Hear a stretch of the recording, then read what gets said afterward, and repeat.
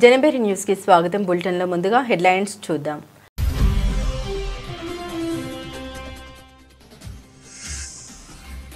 పదహారేండ్లలోపు వారికి social media నిషేధం ప్రకటించిన ఆస్ట్రేలియా ప్రధాని.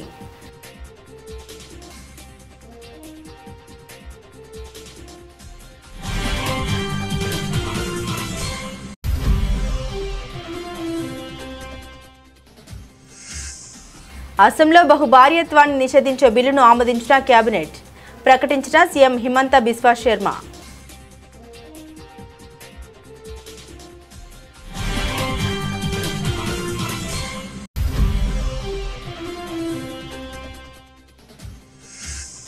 కాంగ్రెస్ అంటే ముస్లింలు, ముస్లింలు అంటే కాంగ్రెస్ అంటారా? రేవంత్ వ్యాఖ్యలపై రాజ్నాథ్ మండిపాటు. ఇది కాంగ్రెస్ సంస్కృతి అంటూ బీహార్ ఎన్నికల ప్రచారంలో ఆగ్రహం.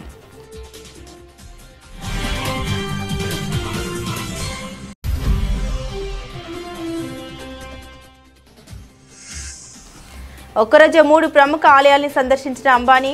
3 ఆలయాలకు భారీ విరాళాలు. తిరుమలకు 100 కోట్లు.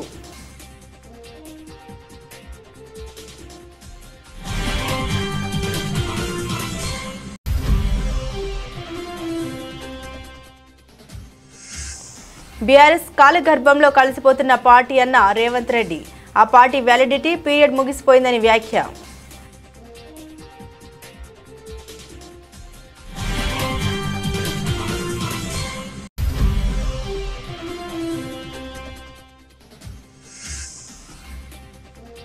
గుంటూరు జిల్లాలో శంకరకంటి ఆసుపత్రి నూతన కేంద్రాన్ని ప్రారంభించిన సీఎం. ప్రజా ఆరోగ్యానికి కూటమి ప్రభుత్వం అధిక ప్రాధాన్యత ఇస్తుందన్న చంద్రబాబు.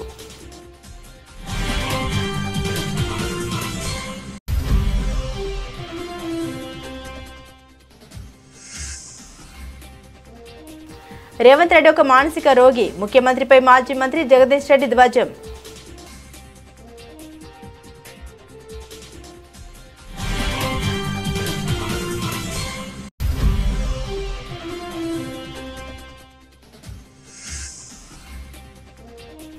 ఉద్యోగుల్ని మోసం చేస్తున్న కూటమి సర్కార్. మాజీ మంత్రి బుగ్గన రాజేంద్రనాథ్ రెడ్డి ఫైర్.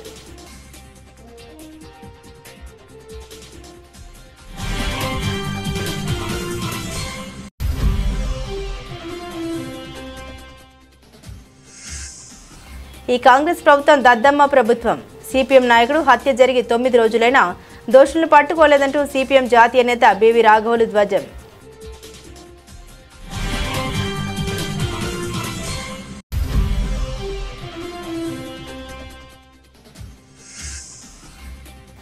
ఆడబిడ్డ రాజకీయం ఏంటో చూపిస్తానంటున్న కల్వకుంట్ల కవిత. ఎన్నికలకు ఏడాది ముందు తన రాజకీయం మొదలవుతుందని స్పష్టీకరణ.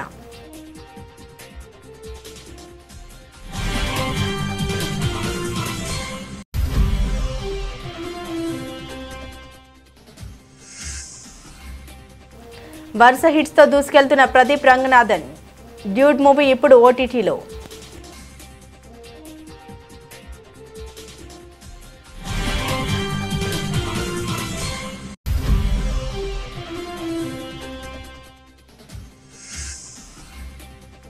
మళ్లీ పరుగులు పెడుతున్న బంగారం, వెండి ధరలు. 1.22 లక్షలు దాటిన 10 గ్రాముల పసిడి.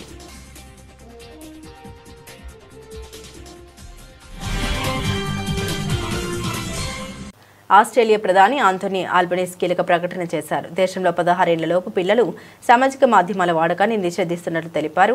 ఆన్లైన్ సేఫ్టీ అమెండ్మెంట్ బిల్ 2024 ఈ ఏడాది డిసెంబర్ 10 నుండి అమల్లోకి రానుంది. Facebook, Twitter, Instagram, TikTok, Snapchat, Reddit, YouTube తదితర మాధ్యమాలకి ఈ చట్టం వర్తించనుంది. సామాజిక మాధ్యమాలు వినియోగించకుండా నిషేధాన్ని విధిస్తూ ఆస్ట్రేలియా ప్రభుత్వం గత ఏడాది కొత్త చట్టాన్ని తీసుకొచ్చిన విషయం తెలిసిందే. ఆ బిల్లుకు ఆస్ట్రేలియా ప్రతినిధుల సభ ఆమోద ముద్ర వేసింది. ప్రతినిధుల సభలో 102 ఓట్ల బలంతో బిల్లుకు ఆమోదం లభించింది.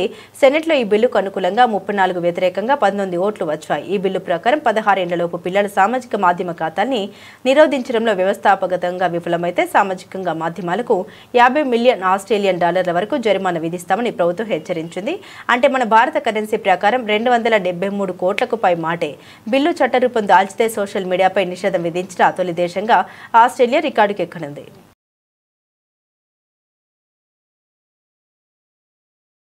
అసెంబ్లీలో బహుభార్యత్వాన్ని నిషేధించే బిల్లును కేబినెట్ ఆమోదించిందని సీఎం హిమంత బిశ్వ శర్మ తెలిపారు. ఈ బిల్లు కింద బహుభార్యత్వాన్ని ఆచరించడం వల్ల 7 సంవత్సరాల వరకు జైలు శిక్ష విధించబడుతుంది మరియు బాధిత మహిళకు పరిహారం చెల్లించే నిబంధన కూడా ఉందన్నారు.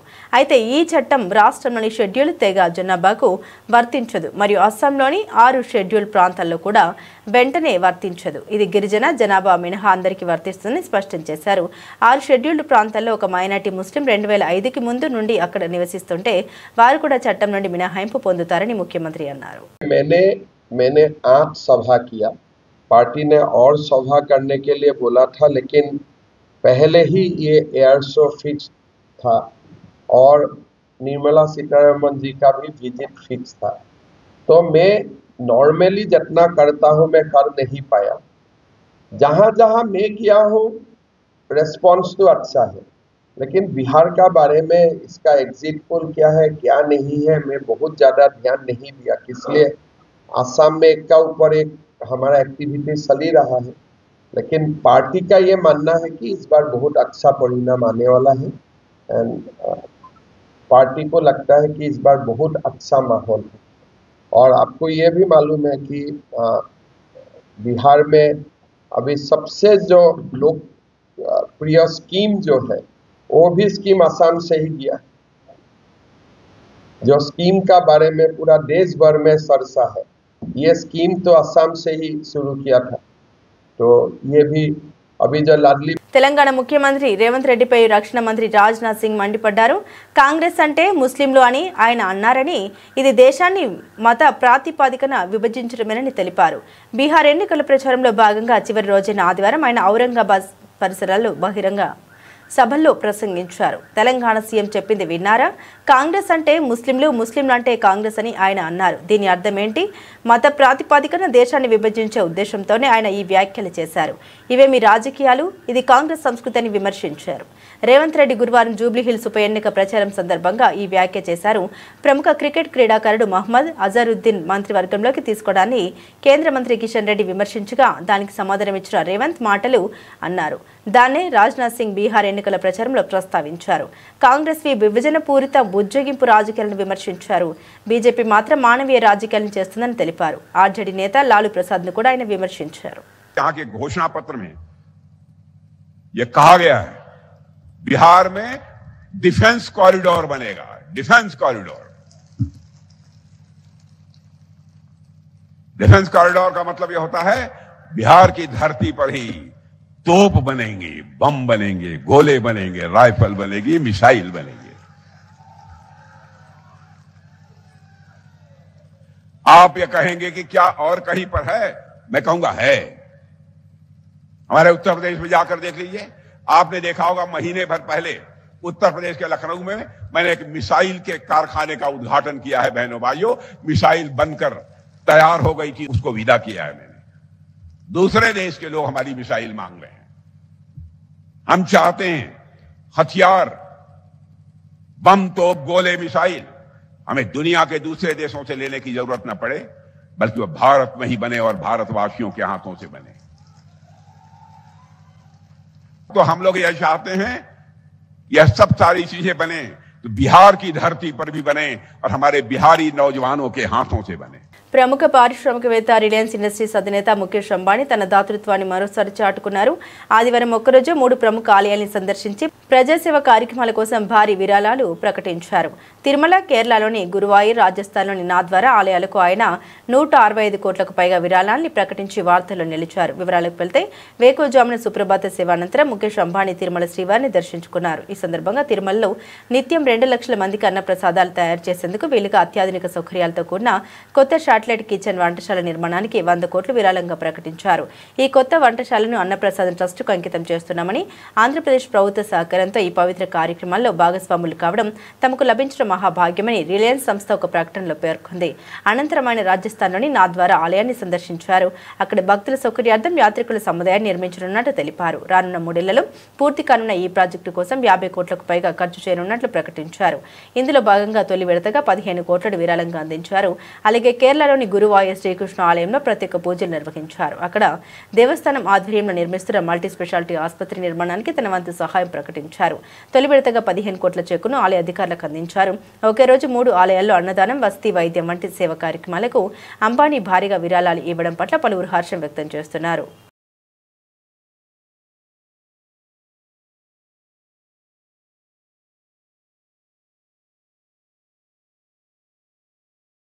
బీఆర్ఎస్ కాలగర్భంలో కలిసిపోతున్న పార్టీ అని సీఎం రేవంత్ రెడ్డి అన్నారు. ఆ పార్టీ వ్యాలిడిటీ పీరియడ్ అయిపోయిందన్నారు. ఇదేమి తాను రాజకీయ విమర్శ కోసం చెబుతున్నది కాదని, ఒకప్పుడు తెలంగాణలో బలంగా ఉన్న టీడీపీ ఇప్పుడు ఇక్కడ కూడా లేకుండా పోయిందని గుర్తు చేశారు. కేసీఆర్తోనే ఆ పార్టీ పని అయిపోతుందన్నారు. కేసీఆర్కు గతమే తప్ప భవిష్యత్తు లేదని, ఆ బాధతోనే ఆయన బయటికి రావడం లేదని వ్యాఖ్యానించారు. జూబ్లీహిల్స్ ఉప ఎన్నికల్లో ఆ పార్టీ అభ్యర్థికి ఓటేయాలని నియోజకవర్గ ప్రజలకు ఈనాటి వరకు కేసీఆర్ విజ్ఞప్తి చేయకపోవడం దేనికి సంకేతమని ప్రశ్నించారు. బయటికి వచ్చి ప్రచారం చేయడానికి ఆరోగ్య సమస్యలు ఉండవచ్చు, కానీ పార్టీ అభ్యర్థిని గెలిపించాలని కూడా విజ్ఞప్తి చేయడం లేదంటే కేటీఆర్, హరీష్ రావుపై ఆయనకున్న ఆలోచన ఏంటో అర్థం చేసుకోవచ్చని రేవంత్ రెడ్డి వ్యాఖ్యానించారు. శ్రీమతి సోనియా గాంధీ గారి నాయకత్వంలో వారు యూపీఏ చైర్పర్సన్గా తెలంగాణ ప్రజల యొక్క 60 సంవత్సరాల బలమైన ఆకాంక్షను అమలు చేసి తీరుతామని మాట ఇచ్చి ఆ మాట నిలుపుకోవడానికి రాజకీయంగా కాంగ్రెస్ పార్టీ ఎంత త్యాగం చేసిందో మీకు అందరికీ తెలుసు. ఇక్కడ చాలామంది జర్నలిస్ట్ మిత్రులు ఆనాడు తెలంగాణ ఉద్యమంలో క్రియాశీలక పాత్ర పోషించి తెలంగాణ రాష్ట్ర సాధనలో మీ పాత్రను మీరు పూర్తి స్థాయిలో పోషించడం జరిగింది. ఆ నేపథ్యంలో తెలంగాణ రాష్ట్ర ఏర్పాటు ప్రక్రియ స్టేట్ అపాయింటెడ్ డే జూన్ 2, 2014. మనం సినిమా స్టోరీ అంతా ఒకటి ఉంటుంది, ప్రేక్షకులను ఉత్తేజపరచడానికి ఐటమ్ సాంగ్ అని ఉంటుంది అప్పుడప్పుడు మధ్యలో. అలాంటిని ఆదర్శంగా తీసుకొని కేటీఆర్ గారు ప్రచారాలు చేసి కాంగ్రెస్ పార్టీ మీద దుమ్మెత్తడానికి ప్రయత్నం చేస్తున్నాడు. దుమ్మెత్తిపోయడానికి ఆయన ఎన్నికల ప్రచార సరళిని ఒకసారి గమనించండి. ఈ మధ్యకాలంలో వచ్చిన పుష్పలో శ్రీలీల ఐటమ్ సాంగ్ను చూడండి. ఏమైనా తేడా ఉందా? ఈ రాష్ట్రానికి నాయకత్వం వహిస్తానని చెప్పే నాయకుడి యొక్క ప్రచార సరళి పార్టీ జెండాను, కండువాను గాల్లో ఇలా తిప్పుకుంటూ ఎవరు చేస్తారు ఇవన్నీ? అనారోగ్యమే నిజమైన పేదరికమని, అందుకే ప్రజల ఆరోగ్యానికి తమ కూటమి ప్రభుత్వం అత్యధిక ప్రాధాన్యత ఇస్తోందని సీఎం చంద్రబాబు స్పష్టం చేశారు. పేదలకు సేవ చేసే ప్రతి సంస్థకు ప్రభుత్వం అండగా నిలుస్తుందని ఆయన హామీ ఇచ్చారు. గుంటూరు జిల్లా పెదకాకనిలోని శంకర కంటి ఆసుపత్రిలో ఏర్పాటు చేసిన సూపర్ స్పెషాలిటీ ఐకేర్ కేంద్రాన్ని ఆయన ప్రారంభించారు. ఈ కార్యక్రమానికి కంచి కామకోటి పీఠాధిపతి జగద్గురు శ్రీ శ్రీ శంకర విజయేంద్ర సరస్వతి స్వామీజీ హాజరయ్యారు. ఈ సందర్భంగా సీఎం చంద్రబాబు మాట్లాడారు. 5 దశాబ్దాలుగా శంకర కంటి ఆసుపత్రి పేదలకు ఉచితంగా కంటి పరీక్షలు, ఆపరేషన్లు చేస్తూ వారి జీవితాల్లో వెలుగులు నింపడం అభినందనీయమన్నారు. ధర్మం, న్యాయం, సేవ మూల సిద్ధాంతాలుగా కంచి పీఠాన్ని జగద్గురువు శ్రీ ఆదిశంకరాచార్యులు తమిళనాడులో స్థాపించారు. నాటి నుంచి నేటి వరకు హిందూ ధర్మ పరిరక్షణకు కృషి చేస్తుంది ఈ సంస్థ. అన్య మతాల నుంచి హిందూ మతానికి ముప్పు వాటిల్లిన సమయంలో సదాశివుడి రూపమైన ఆదిశంకరాచార్య భూలోకంలో జన్మించారని భక్తుల నమ్మకం, విశ్వాసం. ఆ విశ్వాసమే ఈ విజయానికి కారణమైందని చెప్పి కూడా నేను మీకు తెలియజేస్తున్నా. కర్ణాటకలోని శృంగేరి శారదా పీఠం, గుజరాత్ లో ద్వారకా పీఠం, ఒరిస్సా పూరిలో గోవర్ధన పీఠం, ఉత్తరాఖండ్ బద్రీనాథ్ లో జ్యోతిర్మయ పీఠం మఠం, ఇలా దేశంలో 4 దిక్కుల 4 పీఠాలను స్థాపించారు. 4 వేదాలు వ్యాప్తి చెందేలా చేశారు. హిందూ ధర్మాన్ని తిరిగి బలమైన శక్తిగా మలిచారు. హిందూ ధర్మ పరిరక్షణకు ప్రస్థానం సాగిస్తున్న కంచి పీఠం మహోన్నతంగా ఎదుగుతూ వచ్చింది. ధర్మం, జ్ఞానం, సేవకు ముఖ్యమంత్రి రేవంత్ రెడ్డి ఒక మానసిక రోగి. విచక్షణ రహితంగా మాట్లాడడం ఆయన నైజం. ఎలా పడితే అలా అబద్దాలు మాట్లాడడం ఆయనకు నిత్య కృత్యం. ఆదివారం నిర్వహించిన మీట్ ద ప్రెస్ లో కూడా బూతు పంచాంగమే అందుకున్నాడని మాజీ మంత్రి జి జగదీష్ రెడ్డి విమర్శించారు. ఇంతలా ఇష్టారీతిన మాట్లాడే సీఎం ఇప్పటి వరకు ఎవరూ లేరని తెలిపారు. హైదరాబాద్, తెలంగాణ భవన్ లో ఆయన మీడియాతో మాట్లాడారు. సర్పంచ్ ఎన్నికల మాదిరిగా జూబ్లీహిల్స్ ఉప ఎన్నికల ప్రచారం కోసం 6 సార్లు సీఎం రేవంత్ రెడ్డి గల్లీ తిరిగారని, అది సరిపోదన్నట్టు మీట్ ద ప్రెస్ లో కూడా పాల్గొన్నారని విమర్శించారు. ప్రెస్ క్లబ్ అంటే గౌరవం లేక స్టార్ హోటల్లో నిర్వహించారని ఆరోపించారు. కవితమ్మ గురించి మాట్లాడుతున్నాడు, హరీష్ రావు గారి గురించి మాట్లాడుతున్నాడు. ఏందో నిర్ణయాలు ఇంకా ఎవరు వాళ్ళ కుటుంబ సభ్యుల గురించి మాట్లాడుతున్నాడు. వీళ్ళని దూరం చేసిండ్రు, వాళ్ళు నిలగొట్టిండ్రని. నిన్న ఎందుకో నీ సొంత అన్న కూతురు పెళ్ళి అయితే నీ కుటుంబ సభ్యులు రాలేదు ఎందుకు?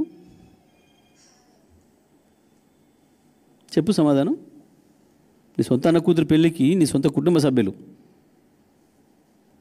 నీ భార్య నీ కూతురులే కదా నీ కొంత కుటుంబ సభ్యులు, ఇంకో పోలేదు. ఎందుకు మాట్లాడాలి వ్యక్తిగత విషయాలు, కుటుంబ విషయాలు? ఏమవసరం? నువ్వు ఒకటి మాట్లాడితే ఇంకోటి వస్తుంది కదా.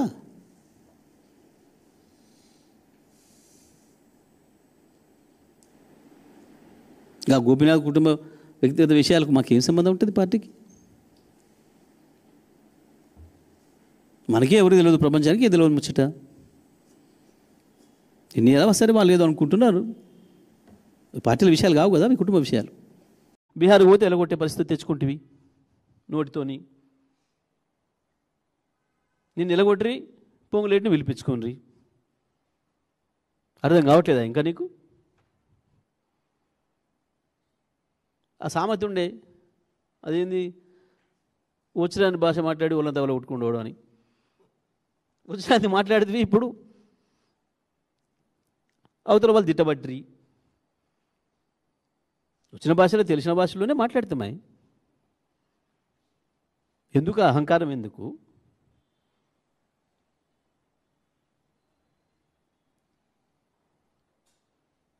నీ అజ్ఞానానికి అధికారం తోడయ్యేవరికి అహంకారం పెరిగిపోయింది. దాంట్లో నుంచి వస్తున్నాయి ఇవన్నీ.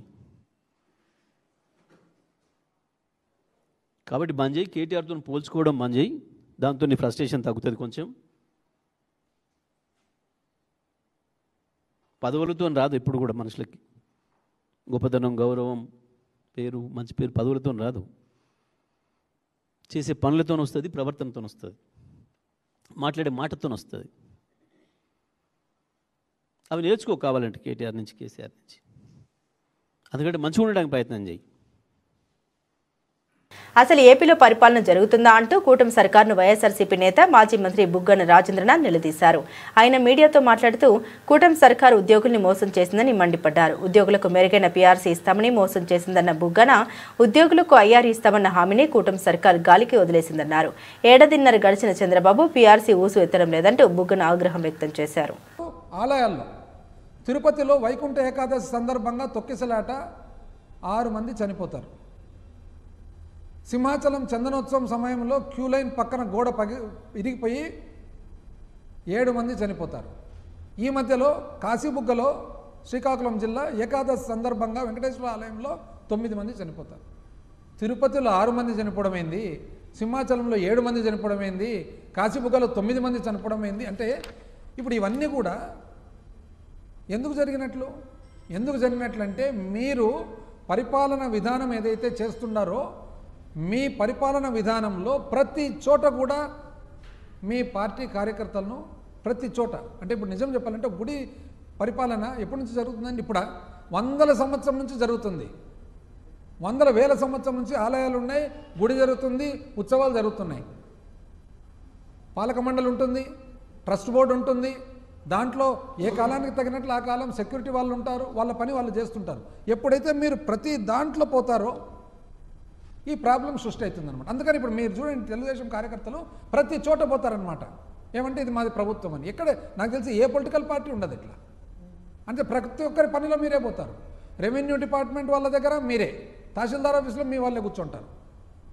టౌన్ ప్లానింగ్కి పోతే ఇప్పుడు ప్లాట్ లేదని ఎవరన్నా రియల్ ఎస్టేట్ వాళ్ళు ప్లాట్లు వేసుకోవాలంటే మీ వాళ్ళ పర్మిషన్ తీసుకోవాలా. పోలీసు వాళ్ళు అయితే తలకాయ పెట్టుకొని కూర్చున్నారు పాపం.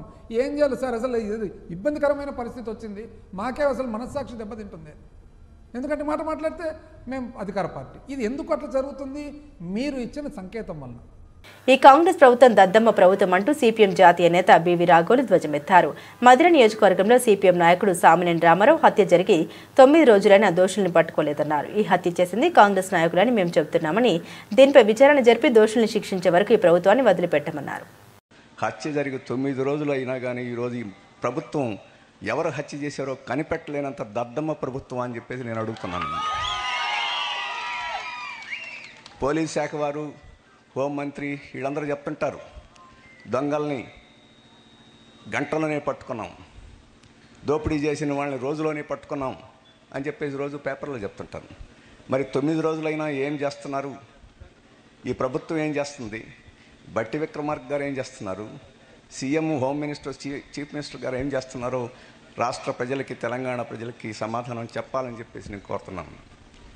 మేము చెప్తున్నాం ఇక్కడ రాజకీయంగా హత్య జరిగింది, కాంగ్రెస్ వారే ఈ హత్యకి పాల్పడ్డారని చెప్పేసి మేము చెప్తున్నాం.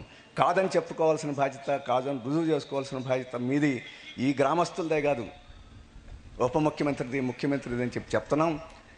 ఇది తేలేదాకా ఈ ప్రభుత్వం మీద మేము వదిలిపెట్టం. ఈ ప్రభుత్వాన్ని తేల్చుకునేదానికి కృషి చేస్తామని చెప్పేసాం. ఈ సమయంలో భారత కమ్యూనిస్ట్ పార్టీ, మార్క్సిస్టు పాలిట్ బ్యూరో ఖచ్చితంగా ఈ గ్రామ ప్రజలకి, ఈ రాష్ట్ర పార్టీకి అన్ని విధాల అండదండలుగా ఉంటాం. తెలంగాణ జాగృతి అధ్యక్షురాలు ఎమ్మెల్సీ కల్వకుంట్ల కవిత బీఆర్ఎస్ పైన మాజీ మంత్రి హరీష్ రావు పైన సంచలన ఆరోపణ చేశారు. అధికారం ఎవరికి శాశ్వతం కాదని, అలా అనుకున్న వారిని ప్రజలు ఇంట్లో కూర్చోబెట్టారని వ్యాఖ్యానించారు. తనను పార్టీ నుండి అత్యంత అవమానకరంగా కనీసం షోకాజ్ నోటీస్ కూడా ఇవ్వకుండా సస్పెండ్ చేశారని ఆవేదన వ్యక్తం చేశారు. నేను తెలంగాణ బిడ్డనే, ఆకలినైనా తట్టుకుంటా కానీ అవమానాన్ని మాత్రం తట్టుకోనని స్పష్టం చేశారు. వరంగల్ ప్రెస్ క్లబ్లో నిర్వహించిన మీట్ ది ప్రెస్ కార్యక్రమంలో ఆమె మాట్లాడారు. 20 ఏళ్లు పార్టీలో పనిచేస్తే ఇలా అవమానించి బయటకు పంపించారని కవిత వాపోయారు. ఉద్యమ సమయంలో బతుకమ్మ పేరుతో పల్లె పల్లె తిరిగిన తనను ప్రభుత్వం ఏర్పడ్డాక ప్రోటోకాల్ పేరుతో నిజామాబాద్కే పరిమితం చేశారని అన్నారు. బీఆర్ఎస్లో తనకు ఎవరితోనూ గొడవ లేకపోయినా కుటుంబం నుండే తనను బయటకు పంపారని తెలిపారు. జాగృతి ఆధ్వర్యంలో చూపిద్దాం కళాకారులు అంటే ఎవరో, గుర్తింపు కార్డులు మనమే ఇచ్చుకుందాం, ప్రభుత్వానికి పంపిద్దాం, ప్రభుత్వం మీద ఒత్తిడి పెంచుదాం, తద్వారా పెన్షన్ సాధించుకుందాం. ఈ పెన్షన్ కూడా మంచి ఉపాయం చేసిన మురళీధర్ అన్న నేను కూడా కలిసి, ఈ ప్రభుత్వం, రాష్ట్ర ప్రభుత్వం ఒక 500 ఇస్తే చాలు, ఎక్కువ వద్దు మనకు, మిగతా 5500 కేంద్ర ప్రభుత్వం నుంచి ఇస్తుంది. అవకాశం ఉంది కానీ అది ఈ ప్రభుత్వం వాడుకుంటలేదు. ఎందుకు వాడుకుంటలేరు? ఎందుకంటే వాళ్ళ కళాకారులు అంటే ఎవరో తెలియదట. ఏం చేయాలి మరి? జై తెలంగాణ అన్న వ్యక్తులు ముఖ్యమంత్రులు అయితే గిట్లే ఉంటుంది కథ. పరేషాన్, ఆయనకు ఉద్యమం తెలియదు, కళ తెలియదు, కార్ఖానా తెలియదు. ఇవాళ మనకు కావాల్సింది ఏంది? మన ఆడబిడ్డలకు గుర్తింపు రావాలి, మన అన్నలు ఎవరైతే కళాకారులు ఉన్నారో వారికి గుర్తింపు రావాలి. వారి కోసమే ఈ ప్రయత్నం అంతా సాగుతూ ఉన్నది. కాబట్టి ఖచ్చితంగా ఆ విషయంలో ముందుకు పోదాం. అయితే ఇది ఇంకా సులువుగా సాధించుకోవాలంటే ప్రభుత్వాన్ని డిమాండ్ చేస్తూ ఉన్నాను, ఈ వరంగల్ గడ్డ నుండి జానపద అకాడమీ మీరు ఏర్పాటు చేయండి. వెంటనే జానపద అకాడమీ ఏర్పాటు చేస్తే ఆ అకాడమీ నుంచి ఈ కళాకారులందరినీ గుర్తించి అదే అకాడమీ నుండి పెన్షన్ ఇస్తే ఇంకా ఈజీ అవుతుంది కేంద్ర ప్రభుత్వం. కోలీవుడ్ యువ హీరో ప్రదీప్ రంగనాథన్ క్రేజ్ గురించి చెప్పాల్సిన పని లేదు. దర్శకుడిగా కెరీర్ ప్రారంభించిన ఈ టాలెంటెడ్ ఆర్టిస్ట్ ఇప్పుడు హీరోగా సక్సెస్ఫుల్ జర్నీ కొనసాగిస్తున్నాడు. లవ్ టుడే, డ్రాగన్ చిత్రాలతో మంచి గుర్తింపు తెచ్చుకున్న ప్రదీప్ తాజాగా డ్యూడ్ సినిమాతో మరో బిగ్ హిట్ సాధించారు. అక్టోబర్ 15న విడుదలైన డ్యూడ్ సినిమా థియేటర్లో ఘన విజయం సాధించింది. కొత్త దర్శకుడు కీర్తిశ్వరన్ దర్శకత్వంలో ప్రముఖ బ్యానర్ మైత్రి మూవీ మేకర్స్ నిర్మాణంలో వచ్చిన ఈ సినిమా యువతను విపరీతంగా ఆకట్టుకుంది. రొమాంటిక్ ట్రయాంగిల్ లవ్ స్టోరీగా తెరకెక్కిన ఈ చిత్రంలో ప్రదీప్ రంగనాథన్ తన చక్కటి నటనతో ఆకట్టుకోగా, హీరోయిన్ మమితా బైజు తన అందం, నటనతో ప్రేక్షకుల హృదయాన్ని దోచుకుంది. డ్యూడ్ సినిమా విడుదలైన 2 వారాల్లోనే 100 కోట్లకు పైగా గ్రాస్ వసూలు చేసి సరికొత్త రికార్డును నమోదు చేసింది. అంతకుముందు ప్రదీప్ నటించిన డ్రాగన్ చిత్రం తొలి రోజే 14 కోట్లు మాత్రమే వసూలు చేయగా, డ్యూడ్ మాత్రం మొదటి రోజు నుండి 22 కోట్లకు పైగా రాబట్టి కలెక్షన్స్ లో దూసుకెళ్లింది. థియేటర్లో విజయవంతమైన రన్ తర్వాత ఇప్పుడు డ్యూడ్ ఓటీటీకి సిద్ధమైంది. సోషల్ మీడియా చక్కర్లు కొట్టిన అనేక రూమర్లకు తెరదించుతూ సినిమా టీం అధికారిక ప్రకటన చేసింది. నవంబర్ 14న నెట్ఫ్లిక్స్ లో డ్యూడ్ స్ట్రీమింగ్ కు రానుంది.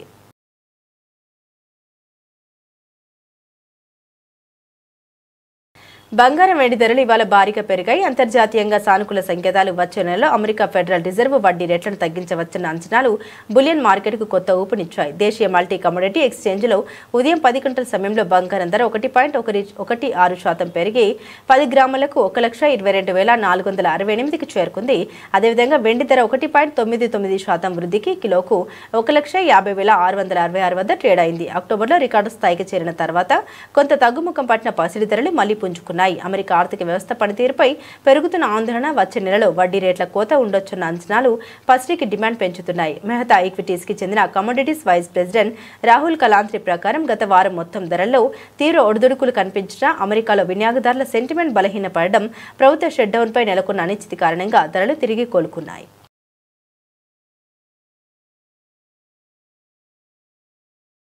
బులెటిన్ ముగించే ముందు హెడ్లైన్స్ మరోసారి.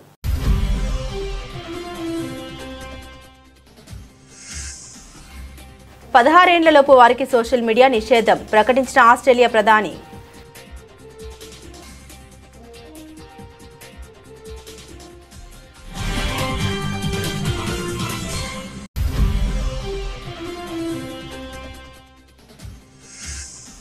అసెంబ్లీలో బహుభార్యత్వాన్ని నిషేధించే బిల్లును ఆమోదించిన కేబినెట్ ప్రకటించిన సీఎం హిమంత బిశ్వా శర్మ.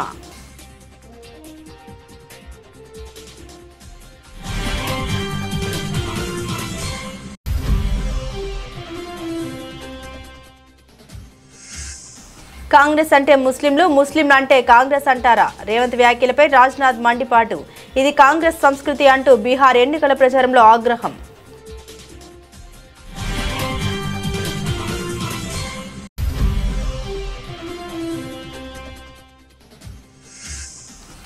ఒక్కరోజు 3 ప్రముఖ ఆలయాల్ని సందర్శించిన అంబానీ. 3 ఆలయాలకు భారీ విరాళాలు. తిరుమలకు 100 కోట్లు.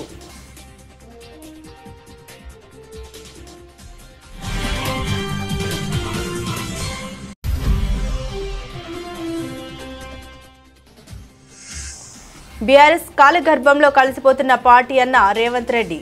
ఆ పార్టీ వ్యాలిడిటీ పీరియడ్ ముగిసిపోయిందని వ్యాఖ్య.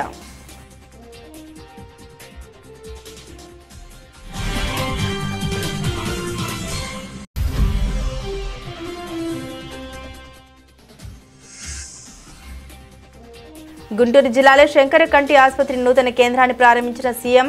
ప్రజా ఆరోగ్యానికి కూటమి ప్రభుత్వం అధిక ప్రాధాన్యత ఇస్తుందన్న చంద్రబాబు.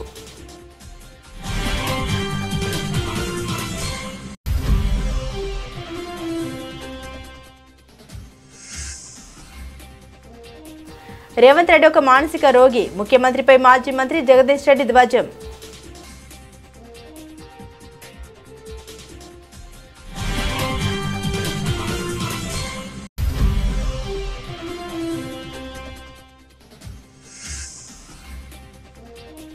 ఉద్యోగుల్ని మోసం చేస్తున్న కూటమి సర్కార్. మాజీ మంత్రి బుగ్గన రాజేంద్రనాథ్ రెడ్డి ఫైర్.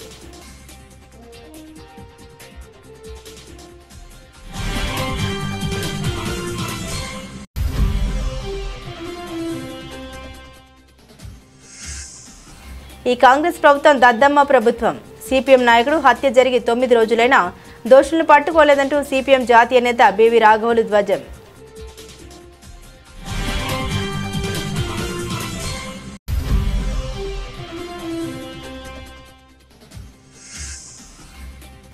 ఆడబిడ్డ రాజకీయం ఏంటో చూపిస్తానంటున్న కల్వకుంట్ల కవిత. ఎన్నికలకు ఏడాది ముందు తన రాజకీయం మొదలవుతుందని స్పష్టీకరణ.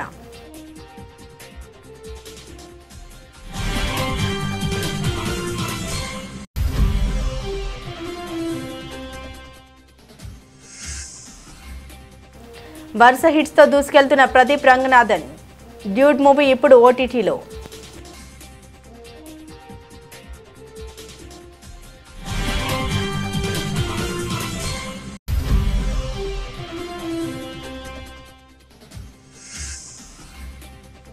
మళ్లీ పరుగులు పెడుతున్న బంగారం, వెండి ధరలు. 1.22 లక్షలు దాటిన 10 గ్రాముల పసిడి.